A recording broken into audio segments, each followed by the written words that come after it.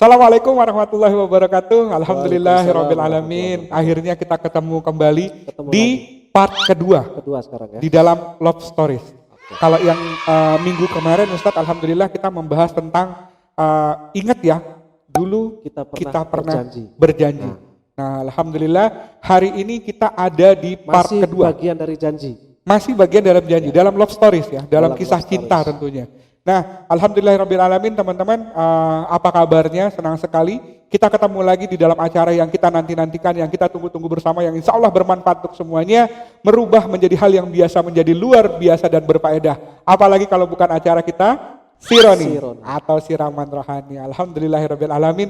Masih bersama saya dengan Bang Ronald F. Laban dan juga co-host magang ada Ustadz Al-Haytami. Alhamdulillahirabbil alamin. Jadi Ustadz, alhamdulillah kemarin kita membahas tentang sesuatu yang banyak juga di antara teman-teman. Ya. Ada juga yang kurang paham. Bisa ya? Begitu Bahwa ya? kita itu sebenarnya sudah punya agreement dengan Allah. Betul. Ya. Jadi kalau yang belum tahu nih, jangan lupa ditonton episode sebelumnya. Yang sebelumnya. Ya, marketing.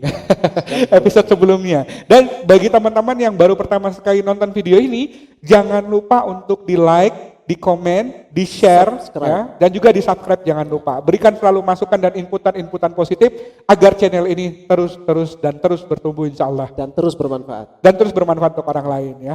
Selain ada saya, Bang Ronald, dan juga ada Ustadz Al-Haytami, di sebelah sana itu yang tidak terlihat juga ada Mas Prima. Jadi dari kita bertiga, kadang-kadang berempat. Kadang-kadang Kita berempat. tidak boleh berdua, karena yang ketiga adalah Saiton. Beliau dari tim Biker Subuhan. Ya, Biker Subuhan. Masya Allah. Dan meskipun tidak tampil di depan kamera, justru peranan dia lebih penting. Paling penting. Ini nggak akan jalan kalau dia nggak ngeplay. Yang bikin kita cakep, kita terlihat ganteng kan beliau itu. Beliau itu, betul. Tapi tidak terlihat di kamera, karena kamera cuma satu. Kameranya cuma satu, cuma settingannya yang banyak. Dia punya rencana bawa kamera sendiri. Alhamdulillah. Jadi rangkaian Sironi ini terselenggara atas kerjasama dari Hadijah Corp dan juga Yayasan Al-Haytami, dan juga ada Tapak Hijrah, ada teman-teman juga dari Biker Subuhan, dan tentunya ada Pulau Sari Food Court. Pulau Sari. Food Garden. Tanaman makan makanan, makan tanaman. Loh, Food kok makan. Garden kebun, isinya iya. tanaman. Jadi yang mana itu Mas? Pulau Sari makan tanaman. Ini isinya pagar-pagar makan tanaman. Kok kayak lagu dangdut ya? Gawat ya. Di sana itu tempatnya mau ngaji monggo, mau mangan oke, Apa saja ada. ngombe ono, Mulai dari bubur sampai ayam goreng ada. bubur ayam goreng, menu Bali, Menu Bali ada semua di situ. ada banyak. Nongkrong oke, nobar boleh. Nobar ya. Beberapa kali nobar di situ ya. Jadi yang di Malang dan sekitarnya jangan lupa di Pulau Sari Food Garden. Dan sekali-sekali kita perlu juga untuk Di sana. Nanti tak bilang sama itunya, sama Mas Kayaknya Prima. kita kenal kok. Kenal baik. Tole. Baik, alhamdulillahirabbil alamin, senang sekali kita bisa ketemu lagi di part kedua ini. Nah, di part ini sesuai dengan janji Ustadz, bahwa kita akan membahas janji suci, satu untuk selamanya. Keren banget nih. Kemarin yang pertama kita bahas tentang ingat ya, dulu kita pernah berjanji. Yang sekarang janji suci satu untuk selamanya. Berarti kita dilarang mendua. Bucin banget ya bahasanya. Tidak boleh. Tidak boleh mendua, jangan kau duakan aku, jangan kau duakan dia, satu untuk selamanya. Jangan kau duakan aku, jangan kau duakan dia. Nah ini agak ambigu ini. Berarti ada 3 orang di sini. Ya aku aja, jangan menduakan aku. Oh iya. Yang paling penting jangan menduakan dia. Jangan menduakan dia. Dia itu siapa? Dia itu yang hurufnya besar, huruf kapital. D, kapital, I, kapital, A, kapital. Nah itu yang puncaknya yang tertinggi. Kita mah bahas yang sederhana aja. Yang sederhana restoran Padang. Tetapi sering dilupakan. Iya, kalau sederhana itu restoran Padang. Tapi katanya sederhana. Iya, mahal juga. Betul. Enggak sederhana juga ya. Mudah-mudahan nanti besok di sini tiba-tiba dengan diiklan dan di-endorse oleh restoran sederhana. Ini untuk teman-teman semua nih. Teman-teman semua, meja kita masih kosong, ada yang mau nitip, silakan nanti biar kita perkenalkan juga. Produknya kita akan promosikan. Kita akan promosikan di sini gratis ya. Yang penting jangan lupa lah. Ya, untuk lebih lengkapnya nanti silakan komen di kolom komen yang ada di bawah ya, dan juga di Instagramnya si Roni. benar Oke. sekali. Nah, Nah, tadi subscriber kita, kita sudah banyak, pasti banyak juga yang itu. insya Allah, insya Allah, insya Allah. Oke. Ya, jangan lupa. Jadi janji suci satu untuk selamanya. Jadi kita bicara tentang sebuah janji yang suci, Yang suci. yang suci. Asumsi orang umumnya itu kan janji suci, ini paling pernikahan. Ya, ya, ya. Saya juga kepikirannya Kita gitu. nikah nih, akad nikah, janji suci. Janji suci telah diucapkan, ya kan? Janji suci telah disampaikan, satu untuk selamanya. Paling konteksnya pernikahan, suami istri menghindari layangan putus lagi, gitu kan? Iya, iya, iya. Tapi yang mau kita bahas di sini adalah janji suci yang memang benar-benar suci dan untuk maha suci. Yang benar-benar suci untuk Sang Maha Suci. Untuk Sang Maha Suci. Masya Kalau Allah. kemarin kita pernah berjanji ketika kita hendak dilahirkan ke bumi, ke dunia ini, kita diambil janji kita. Kita diambil komitmen kita untuk menyembah hanya kepada Allah dan mengakui Allah sebagai satu-satunya zat yang kita sembah. Tetapi kita ingatkan lagi ketika keluar, kita masih ada lagi ikrar. Janji itu kan ikrar yang kita sampaikan. Bahwa kita tidak akan menduakan. Kita tidak akan Tidak menduakan. akan menduakan. Ketika kita menduakan, apa yang terjadi coba? Pasti ada kemarahan, pasti ada kemurkaan, pasti ada akibat yang akan kita rasakan. Oh, Karena kita menduakan, kita mengabaikan janji suci itu tadi. Janji yang kita ucapkan yang pertama adalah bagaimana kita mengakui dan menetapkan bahwa tidak ada ilah yang pantas disembah selain Allah. Ya kan? Janji yang kedua adalah bagaimana kita mengikrarkan bahwa meskipun kita tidak pernah bertemu dengan beliau ini, tetapi kita menyaksikan, kita bersaksi bahwa beliau itu adalah utusannya Allah yang mengantarkan ajaran keselamatan bagi kita semua. bagi kita. Ikrar itu yang kita kenal dengan syahadat. Asyhadu an la ilaha illallah wa asyhadu anna Muhammadan Rasulullah. Ketika kita berikrar bahwa tidak ada ilah yang pantas disembah selain Allah. Nah, ini janji yang paling suci. Janji yang benar-benar kita ikrarkan bukan hanya untuk dunia kita, tapi juga untuk akhirat kita. Tapi juga untuk akhirat kita. Untuk akhirat kita. Wah, menarik. Bayangkan kalau kita sampai ketemu ajal, kita mati, diambil umur kita oleh Allah dalam keadaan tidak bersyahadat. Sampai di sana nanti Allah akan bangkitkan kita untuk menuntut. Kamu dulu pernah berjanji, sekarang mana janjimu?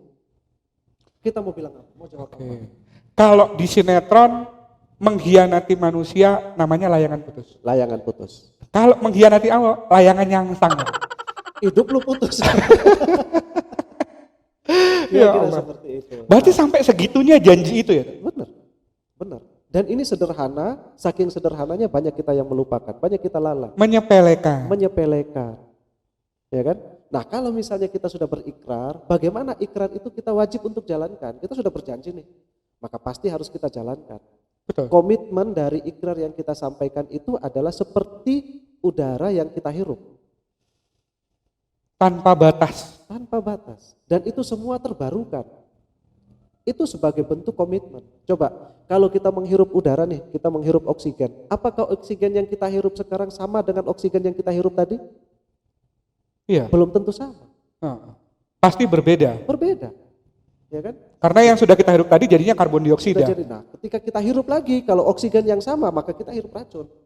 Jadi yang kita hirup itu adalah oksigen yang selalu terbarukan. Jadi kayak dejavu ya tadi. Iya. Maskeran itu berarti kita ngirup karbon dioksida. Nah, Iya. Pesan moral.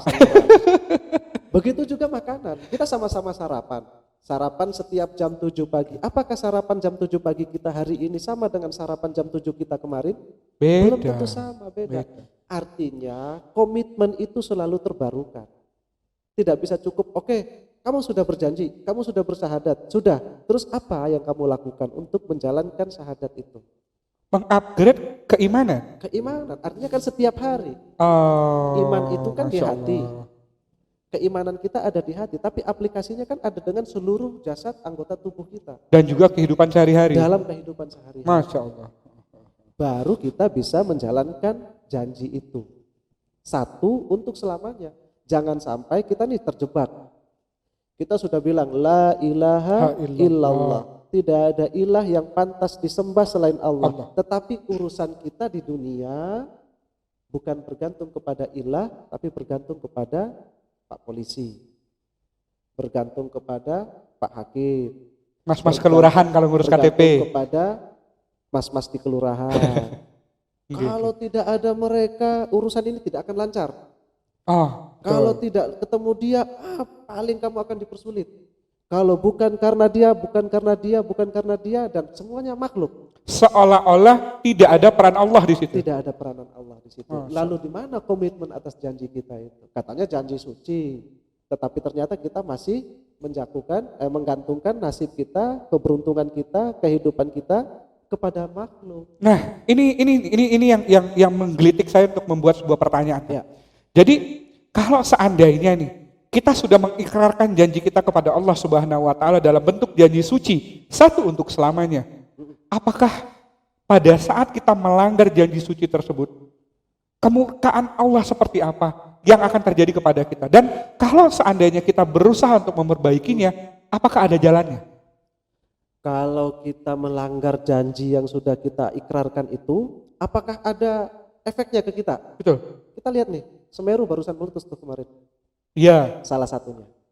Sekarang anak Krakatau nih, meletus juga nih. Karena kelalaian kita kepada Allah, makanya Allah tunjukkan dalam bentuk yang berbeda. Seperti itu. Nah, macam-macam. Tidak mutlak seperti itu. Tidak mutlak, gunung meletus karena kita telah mengabaikan janji kita. Banjir bandang karena kita belum tentu juga, tetapi perlu kita kaji, perlu kita mengintrospeksi lagi. Tetapi 90% musibah yang terjadi di muka bumi ini akibat dari kelalaian tangan manusia. Telah terjadi kerusakan di darat dan di lautan akibat dari ulah tangan manusia. Ulah tangan manusia yang siapa? Kan tidak semua manusia.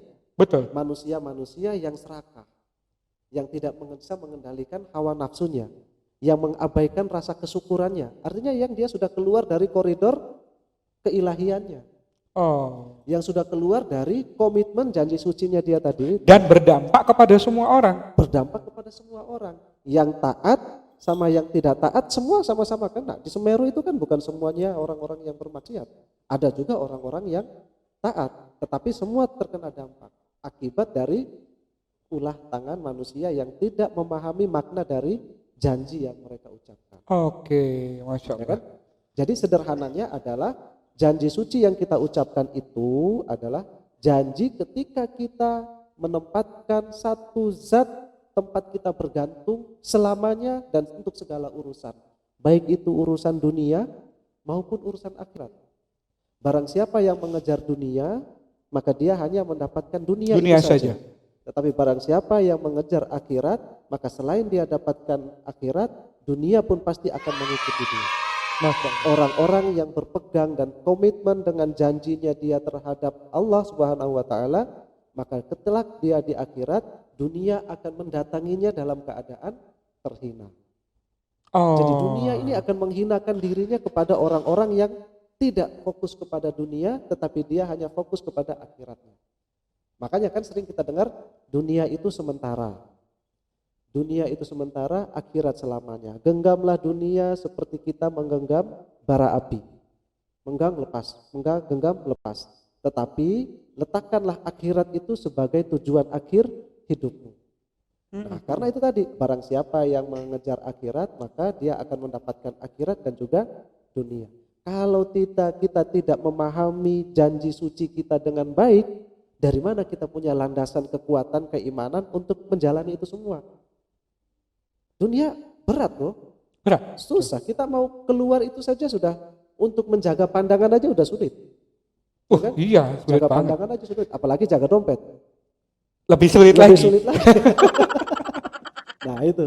Jadi kalau kita sudah berjanji, kita sudah berkomitmen, kita punya janji, kita punya ikrar untuk menempatkan satu zat yang kita sembah, tidak ada lagi yang kita sembah, kita hanya bergantung pada zat itu, bahwa segala urusan kita, baik itu ibadah kita, muamalah kita, sosial kita, semuanya bergantung pada zat itu, maka biarkanlah selanjutnya Allah yang mengatur urusan kita. Masya Allah. Nah, seperti tadi lanjutan pertanyaannya. Ya, Kalau seandainya itu sudah terjadi, sudah dan terjadi. bagaimana caranya kita untuk memperbaiki janji itu kepada Allah? Kita harus menyadari dulu. Menyadari bahwa kita sudah salah jalan nih. Ya Allah, saya sudah salah jalan. Setelah melihat siarannya si Roni, akhirnya saya bisa menyadari bahwa saya sudah melakukan banyak sekali Amin. pelanggaran. Ya kan? Nah, termasuk yang duduk di bawah itu kan, kita ajak terus supaya dia bisa menyadari. Nah, setelah itu kita melakukan pertaubatan. Setelah kita menyadari, kita mengakui apa yang sudah kita lakukan. Oh, ini salah. Ya Allah, mohon ampuni saya mohon ampun kepadamu atas segala kesalahan yang saya kerjakan. Kemudian yang ketiga, otomatis kan kita tidak boleh mengulangi lagi. Gak boleh mengulangi lagi. Kita habis melakukan pelanggaran, habis melakukan kesalahan, kita menyadari kesalahan itu, kita mohon ampun atas kesalahan itu, ya sebisa mungkin jangan ulangi lagi kesalahan itu. Jangan diulangi lagi. Jangan diulangi lagi kesalahan itu. Meskipun Allah itu Maha Pengampun. Ada dalam sebuah riwayat, seorang sahabat mendatangi Nabi Shallallahu Alaihi Wasallam. Orang ini bertanya kepada Nabi, bagaimana kalau misalnya saya sudah mohon ampun kepada Allah, kemudian Allah mengampuni saya, tapi saya kemudian melakukan dosa itu lagi. Nah, Oleh Nabi dibilang, ya mohon ampun lagi. Terus Allah ampuni, ya Allah ampuni selama kamu mohon ampun. Setelah itu saya berbuat dosa lagi. Apa yang harus saya lakukan? Ya kamu mohon ampun lagi. Sampai dengan 3 kali, barulah kemudian Allah turunkan wahyu kepada Nabi Shallallahu Alaihi Wasallam berkata bahwa silahkan kamu berbuat sesukamu, sesungguhnya Allah itu Maha Pengampun. Masya Allah. Sebenarnya kita sudah diberikan banyak sekali kemudahan oleh Allah. Dan kelapangan. Bahwa kita ini tidak mungkin melakukan sesuatu dalam kondisi yang selalu sempurna. Tidak ada kesempurnaan bagi kita, ya kan? Yang sempurna itu hanya Allah. Maka kita tidak mungkin untuk menghindari yang namanya kesalahan. Tetapi bagaimana cara kita untuk menyadari kesalahan itu, memohon ampun atas kesalahan itu, dan segera untuk meninggalkan kesalahan itu. Segera untuk meninggalkan. Jangan mengulanginya lagi.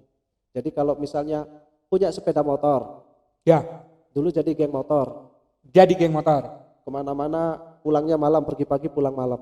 Pergi pagi pulang malam. Ketika mendengar siaran si Roni, nyadar nih, Nyadar. ya kan? Kemarin jalan-jalan pakai motor nggak ada gunanya. Ya Allah, motor ini Engkau yang berikan. Segala kemudahan saya punya sepeda motor ini darimu ya Allah. Bagaimana caranya supaya saya dengan sepeda motor ini bisa bermanfaat untuk diri saya, dunia saya, dan akhirat saya. Bergabung tuh ke Biker Subuhan. Berangkatnya yang tadinya dari malam sampai pagi, yang sekarang berangkatnya sebelum subuh. Sebelum subuh pulangnya duha. Pulangnya duha. Pulangnya setelah sholat surut, ya kan? Ya. Setelah surut. Jadi motor sama tetap motor, tapi dipakai untuk mendatangi masjid. Bersama teman-temannya. Terus Kongko berfaedah. Kongko berfaedah. Nah itu salah satu programnya Biker Subuhan. WhatsApp bro. Saya punya teman. Nah itu jadi sama-sama sepeda motor, tapi ketika kita menyadari kesalahannya, terus kita bertaubat, memohon ampun kepada Allah, kita meninggalkan kesalahan itu, dan kemudian kita memanfaatkan kegiatan itu untuk menutupi segala keburukan dengan satu kebaikan. Masya Allah. Kebaikan kita lakukan itu akan menutup keburukan kita yang masa lalu. Makanya kalau yang punya sepeda motor daripada jalan sendiri nggak jelas, bergabung dengan Biker Subuhan, maka insya Allah sepeda motormu setiap langkahmu akan bernilai kebaikan. Akan bernilai ibadah tentunya. Bernilai ibadah. Okay. Masya Allah. Kalau kayaknya kita perlu mengundang Biker Subuhan Malang nanti. Catat, wajib. Itu nanti, nanti tak bilangin sama itu. Orangnya kan? Teman ada Mas Prima namanya. Mas Prima ya. Bapaknya Tole ya. Iya, bapaknya Tole. Masya Allah, Masya Allah. Jadi janji suci itu lebih bermakna kepada bagaimana kita mensucikan segala sesuatu, karena janji ini kalau kita menjalankan dengan benar-benar komitmen yang tinggi, maka janji itu bukan janjinya sekedar janji yang suci, tapi janji yang mensucikan kita juga. Janji yang menyucikan kita juga. Contoh, kita sholat, ya, termasuk saya juga kadang-kadang masih mengalami hal itu. Ketika kita sholat, kita berikrar di situ. Inna sholati wa nusuki wa mahyaya wa mamati lillahi rabbil alamin. Tidak ada segala hidupku, urusanku, duniaku, akhiratku, semuanya hanya untuk Allah, Allah. Subhanahu wa taala. Lillahi rabbil alamin. Tetapi apa yang kita fakta yang kita lakukan adalah kita mau ke notaris, ngurus dan lain-lainnya. Iya. Pasti kita akan bergantung, Pak, minta tolong deh Pak, kalau bisa lebih cepat, kalau bisa dipermudah, kalau bisa apa segala macam.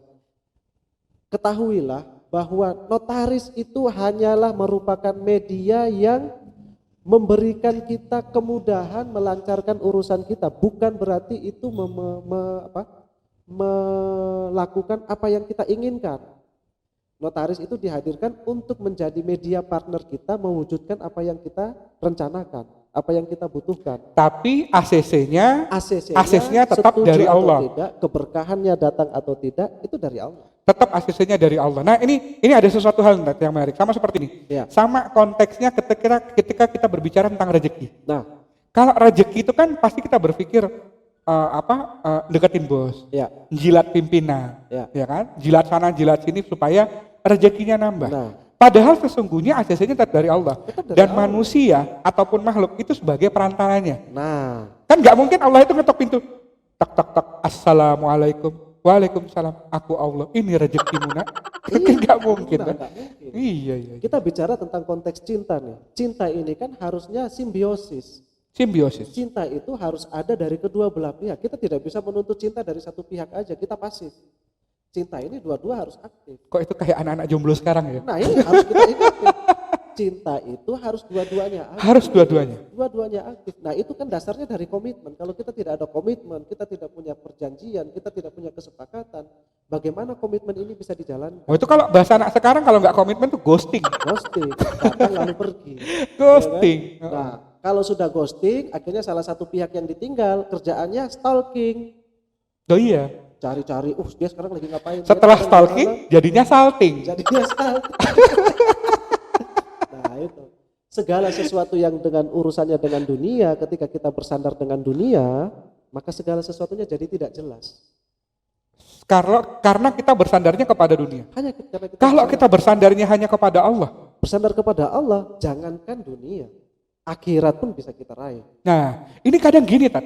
Kadang-kadang setiap manusia di muka bumi ini Ya, tahu kalau Allah itu Maha Pengasih, Maha Penyayang. betul, Tahu kalau Allah itu menjawab semua doa. betul. Tapi kadang-kadang tuh masih terbesit gini. Apa iya Allah bantuin aku? Ragu-ragu kan? Iya. Nah, Kadang-kadang ada masalah besar sekali masalahnya Nah. pokoknya apa gitu ya. Kayaknya kita sudah minta tolong sana sini tuh gak ada solusi. Betul. Tiba-tiba Sudah pas ngangkat sholat. tangan ngadu sama Allah malah kejawab. Malah Itu apakah kebetulan Allah mau nolongi atau memang perantaranya memang harus seperti itu? Itulah rahasia cinta. Masya Allah. Itu rahasianya cinta. Ketika kita membangun komitmen, bicara cinta nih, dalam pikiran kita, oke lah cinta antara seseorang dengan seseorang misalnya ya. Seseorang dengan seseorang. Ketika si fulan mencintai si fulana. Apakah ketika si fulan ini menyatakan cinta, si fulana langsung percaya? Belum tentu. Belum tentu, ngetes dulu dia. Ngetes dulu. Seberapa serius nih saya tidak mau Bibit, pacaran. bebet, Nah, bobot. coba dites, janjian tapi dibatalin. Sabar apa enggak? Emosian apa enggak? Mudah marah apa enggak? Ya kan? Coba deh saya cari tahu dulu dia dengan siapa dia berteman. Temannya baik apa enggak? Jangan-jangan dia cuma pura-pura baik di depan bapak saya aja biar diambil sebagai mantu. Gak taunya di belakang Di belakang gangster. gangster. Nah, Kalau biker subuhan ya nggak apa-apa, soleh. aku Anak-anak sekarang soleh. kita rekomendasikan. Kita rekomendasi biker subuhan. Ikut komunitas mana? Biker subuhan. Oh, Wes, Deal. bibit, bebet, bobot, jelas. Oke. Nah, kadang-kadang kita terlalu menuntut apa yang kita inginkan. Apa yang kita inginkan? Kita kadang-kadang kita meminta kepada Allah, berdoa kepada Allah. Bahasanya kita berdoa, tapi kan kita bawa catatan untuk meminta Allah mengabulkan apa yang kita inginkan. Padahal sebenarnya Allah udah tahu ya. Padahal Allah sudah tahu, Allah akan memberikan apa yang kita butuhkan. Nah ini nih, hati-hati sama teman-teman, ingat-ingat. Kalau minta sama Allah, yang spesifik. Spesifik. Contoh, ya Allah ya Rabbi, berikanlah hamba mobil ya Allah. Amin. Mobil 2 pintu ya Rabbi. Harus spesifik. Harus spesifik. Lamborghini ya Allah. Ah, Oh sebut mereknya. jangan cuma 2 pintu. pintu. Dalam hati, yang Datang penting Allah udah tahu. datang pick up. Datang pick up. salah minta, spesifik. jangan salahkan siapa yang memberi lah, kan mintanya 2 pintu. Sama kayak gini, Tat. Ya Allah ya Rabbi, berikan hamba rezeki ya Allah. Malaikat nanya, berapa? Terserah ya Allah. Ya Allah itu kan bilang, malaikat kasih rezeki. Berapa ya Allah? Terserah. Nah, Iya, harus spesifik ya. harus spesifik. Walaupun Allah sudah tahu maksud hatinya kita. Oh, Allah itu berarti sama kayak cermin ya, Tat ya. Seperti, ya tidak bisa seperti cermin juga. Jadi Allah itu memang dia mengendalikan segala sesuatu yang berkaitan dengan kehidupan kita, hidup dan kehidupan kita. Hidup dan kehidupan kita. Kita beribadah, itu sebenarnya Allah tidak butuh sholat kita. Betul. Sholat itu akan kembali kepada kita. Kita yang butuh. Tetapi bagaimana sholat itu bisa memperbaiki segala urusan kita. Barang siapa yang memperbaiki urusannya dengan Allah, barang siapa yang memperbaiki hubungannya dengan Allah, maka Allah akan perbaiki segala urusannya di dunia ini. Oh, ada satu kata-kata menarik. Ya. Perbaiki sholatmu, maka Allah akan perbaiki hidupmu. Nah, kenapa sholatnya yang ditekankan? Iya. Karena sholat inilah sebagai bentuk aplikasi janji-janji suci kita itu tadi. Sholat adalah ibadah yang pertama kali diperiksa.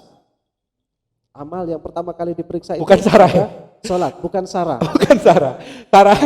Ini Sarah kan. Sesi yang pertama kemarin Sarah tampil. Episode yang kedua Sarah tampil lagi. Dan sekarang duduk. Dan dia mau ikutan. Ikut ngaji loh ini. Kucing soliha. Iya, ikut ngaji. Lanjut. Biarkan di sini ya guys ya. Gak apa-apa. Biarkan aja di sini aja. Nah, ketika kita sholat, kita sedang memperbaiki hubungan dengan Allah, maka Allah akan memperbaiki segala urusan kita. Memperbaiki segala urusan kita. Tetapi sholat yang seperti apa yang Allah menjamin memberikan kebaikan-kebaikan untuk kita yang menjalankan sholat itu? Tentunya Loh, enggak mesti sholat biasa aja itu. enggak semua. Ya sholat benar. Ini kita bicara konteks sholat, tetapi sholat yang dilandasi dengan komitmen. Sholat yang dilandasi dengan komitmen. Berarti enggak asal sholat. Ya asal sholat. Kayak kita kan kalau sholat biar dilihat alim, ada kan?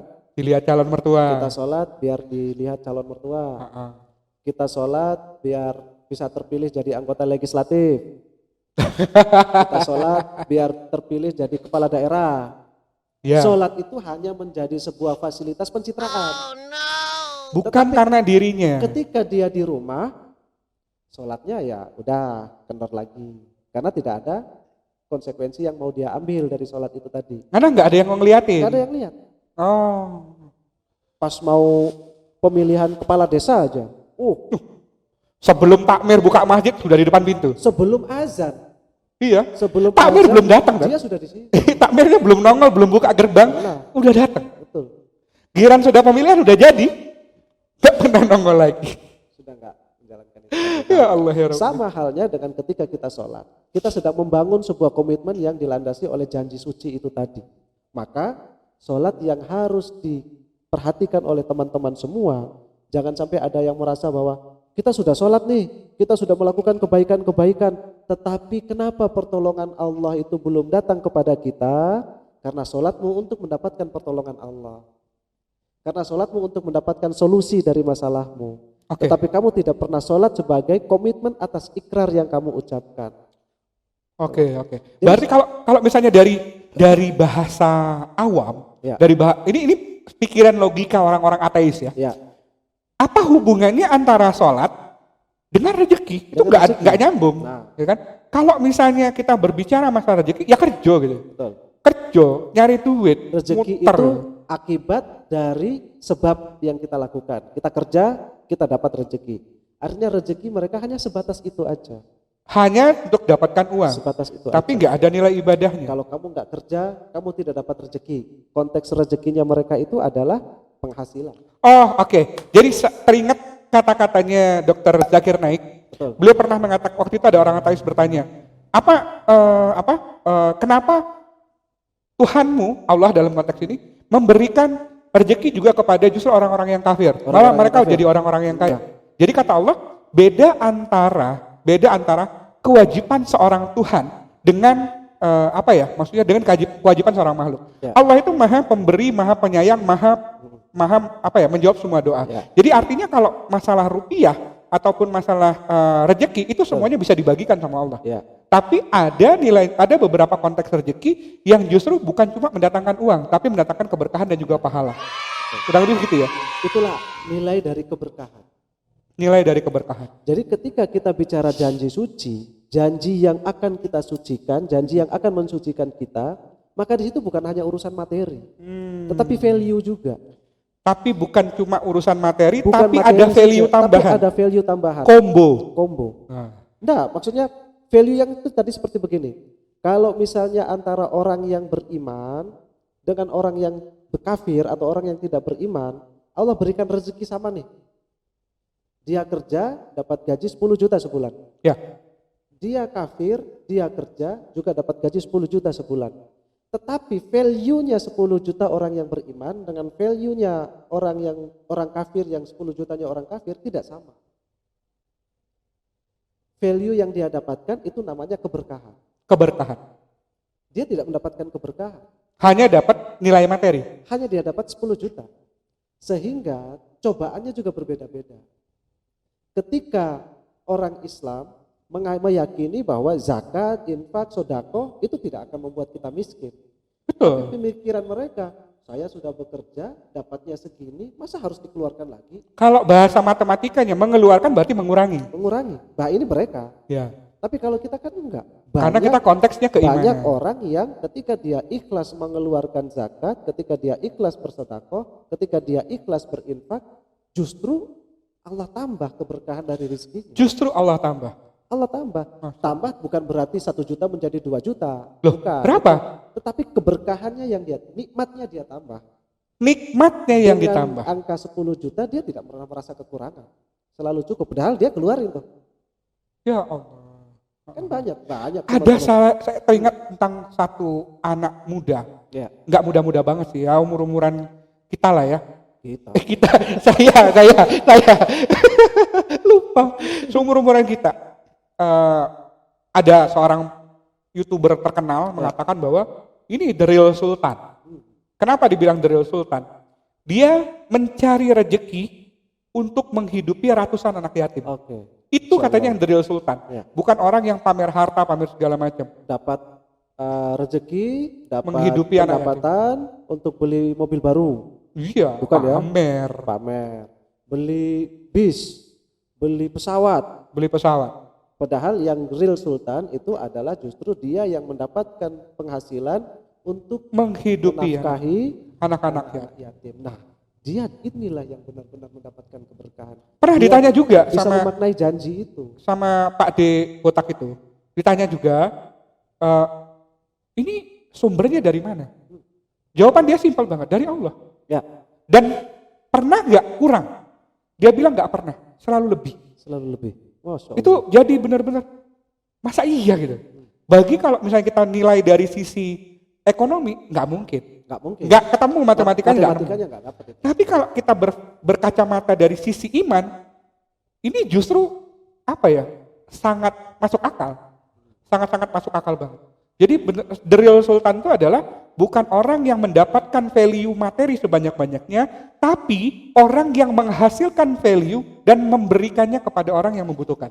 Persoalannya bagaimana kita bisa memiliki hasrat yang sama, kita memiliki motivasi yang sama. Ketika seseorang memiliki motivasi untuk menempatkan Allah di setiap urusannya, maka Allah akan hadir untuk Maka Allah akan melancarkan urusannya itu tadi. Tapi kalau kita mengabaikan Allah, kita melupakan Allah dalam segala urusan kita, maka Allah tidak hadir dalam urusan kita. Maka Allah tidak hadir. Tapi kalau kita menempatkan Allah untuk hadir di setiap urusan kita, apapun urusan kita hadirkan Allah. Maka segala sesuatunya pasti akan membawa kebaikan. Masya Allah, Alhamdulillah. Inilah poin dari janji suci itu tadi. Dari janji suci kita satu. Janji suci yang berjanji, kita sudah berjanji, kita dilahirkan, kita diikrarkan dengan sebuah janji suci. Satu Untuk selamanya. Dari lahir, kita di dunia, kita wafat, kita kembali kepada yang satu itu. Masya Allah. Tidak ada duanya. Alhamdulillah. Hari ini betul-betul tercerahkan. Ternyata janji suci yang dimaksud itu adalah janjinya kita kepada Allah. Janji kita kepada Allah. Bukan, tak pikir tadi itu waktu membahas materi ini, bakal cinta-cintaan. Cinta-cintaan. Tetap cinta-cintaan, tapi Sama. cintanya kepada Allah. Cinta-cintaan juga janji suci, cuma kan kita nggak mau bahas yang Itu janjinya yang kita receh, kepada makhluk. Janji suci yang makhluk. Yang ini janjinya kepada kita Allah. bahas yang lebih suci, yang lebih mulia. Yang lebih mulia lagi, Masya Allah. Alhamdulillah, hari ini kita sudah belajar banyak sekali tentang janjinya kita kepada Allah. Kalau boleh sedikit merangkum bahwasanya janji yang tercipta tersebut adalah sebuah janji yang betul-betul mulia, yang janji yang sudah diberikan kepada Allah kepada hambanya, dan janji kepada kita sebagai hamba kepada Allah Subhanahu wa taala. Tidak ada segala sesuatu yang mudah selain izinnya Allah. Tidak ada sebuah perkara yang sulit kecuali Allah akan membantu kita. Alhamdulillahirabbil alamin. Ini adalah part kedua dari Love Stories. Ya, kita masih punya 2 part berikutnya. Masih 2 lagi. Masih ada 2 lagi. Masih ada 2 lagi. Semoga Yang kedua, teman-teman tidak bosan dan semoga teman-teman tetap harus like, like, comment, share, dan subscribe. Insya Allah tayangan ini bermanfaat bagi semuanya. Insya Allah ya. Jadi alhamdulillah kita sudah banyak sekali belajar hari ini. Insya Allah semuanya bermanfaat bagi kita semuanya. Teman-teman jangan lupa selalu berikan kritik dan saran di kolom komentar ya. Karena kritik dan saran itu insya Allah akan membangun dari tayangan si Roni ini akan jauh lebih bermanfaat dan lebih berkualitas tentunya. Amin. Ya, dari semua kesederhanaan ini tujuannya tidak lain tidak bukan adalah untuk saling selalu mengingatkan. Ya, insya Allah kita akan ketemu lagi di sesi berikutnya. Ya, mohon maaf atas segala kekurangan. Barakallahu fikum. Wassalamualaikum warahmatullahi wabarakatuh. Sampai jumpa di acara si Roni berikutnya. Siraman Rohani.